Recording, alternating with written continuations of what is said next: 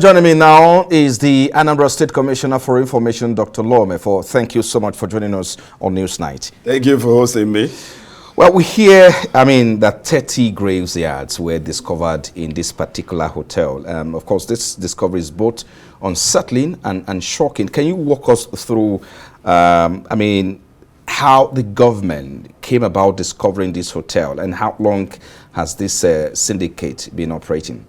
Yeah, well, excuse me, I can answer the first leg of your question. How long they have been operating, nobody knows for now, until full investigations are completed.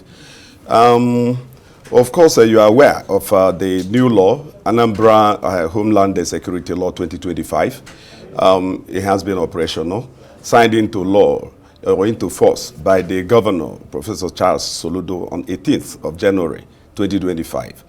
And in that law is contained a clause that says that any property that is used for kidnapping is automatically forfeited to government.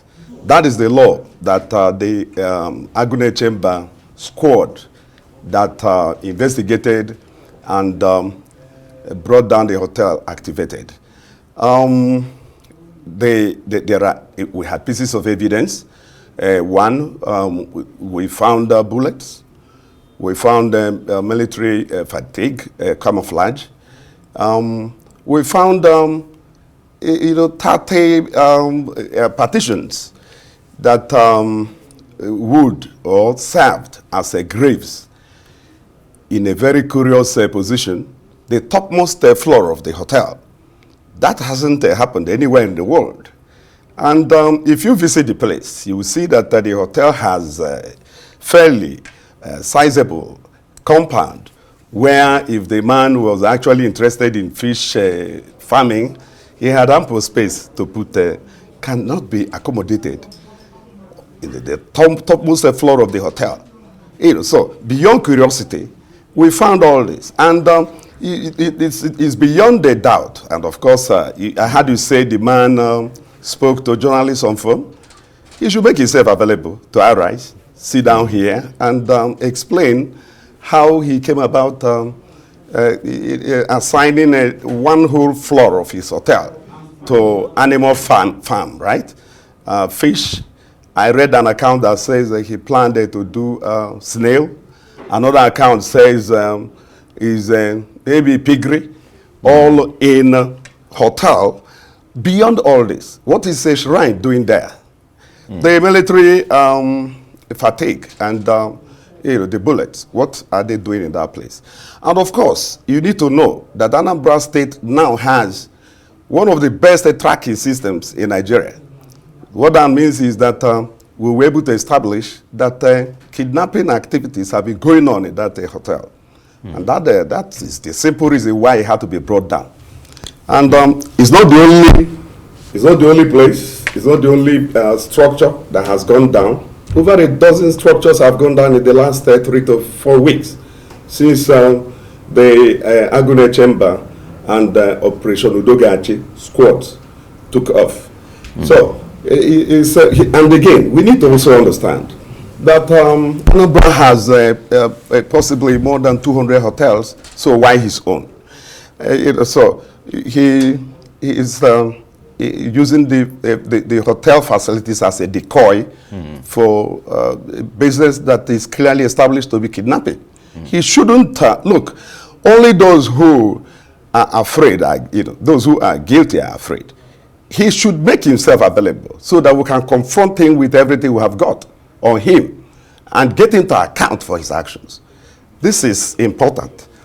And we are serious about stamping out all manner of violent crimes and criminality in Anambra. Right. And that is what the new law is trying to address. Okay.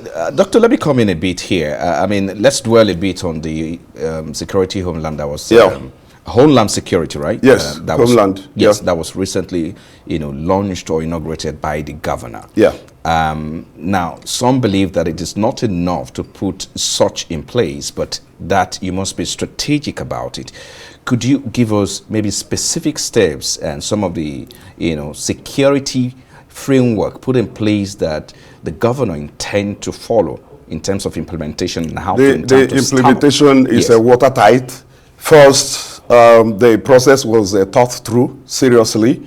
The law took quite a bit of time to formulate to ensure that we brought into the mix everything kinetic, everything non-kinetic, all the enablers of crime and criminality in Anambra, as you find in other places, are all factored into the new law.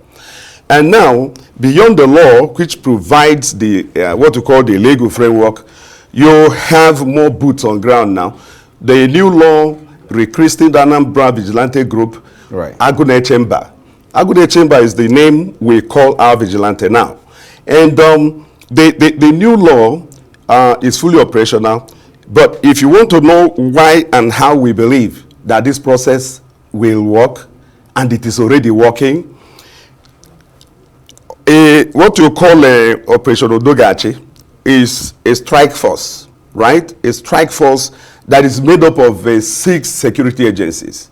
The army is there, the lead, the modern security agency, the police is there, our own Agune Chamber is there, the DSS, the civil defense. So it's more like a joint task force. That is what it is, not just a task force, it's a strike force. You know, and it is the body is already on top of the situation. And we have brought in technology to bear upon the security architecture that we have now. Perhaps very unique mix.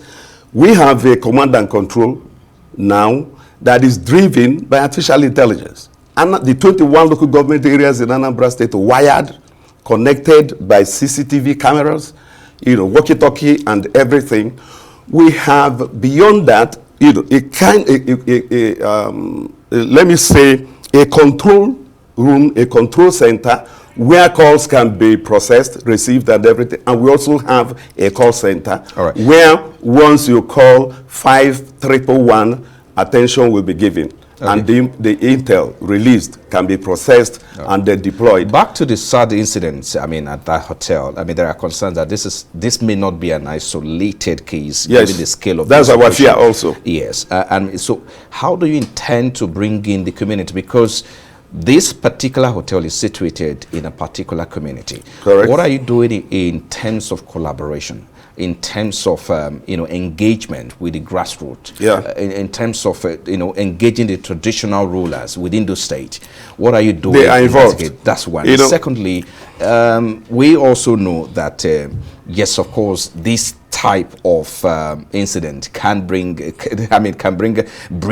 public fear, and also perhaps it can lead to lack of trust in hospitality industry in Anambra State. So what are you doing to restore public confidence in the state in that regard? No, quickly, the Agune Chamber is not just at the state level alone. It stretches to communities. Anambra has about 179 communities, and each and every one of them has a vigilante operation. They are now part and parcel of the Agune Chamber team. What that means is that all the communities, their own vigilante services, now work with the Central State Vigilante Service, the Agune Chamber. That takes care of one leg of your question.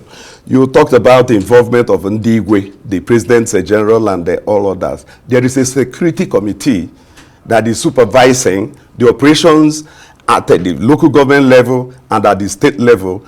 The PGs and the Ndigwe are all part and parcel of it. So the matter is not being treated in isolation. Everybody is involved, everybody is interested, and Anambra is happy that this mega security intervention has taken off. Let me also quickly point out, you talked about fears of people about hotels. Restoring public confidence, of course, in the hospitality sector in Anambra State. Well, I think on the contrary, people are happy that government is on top of it, and they are probing to be sure that every hotel serves the purpose for which it was set up. So I don't see how the Oba incident will scared people from order. No, it will not, because government discovered it and government is dealing with it, and the government is also looking around to see to be certain that this is an isolated case. Okay. If there is more of a hotel, we will take it out. Thank you so much, Dr. Mefor. He's the Commissioner for Information in Anambra State. Thank you for coming. The pleasure is mine. It's all right. Let's do it again. Thank you so much for coming. Thank you.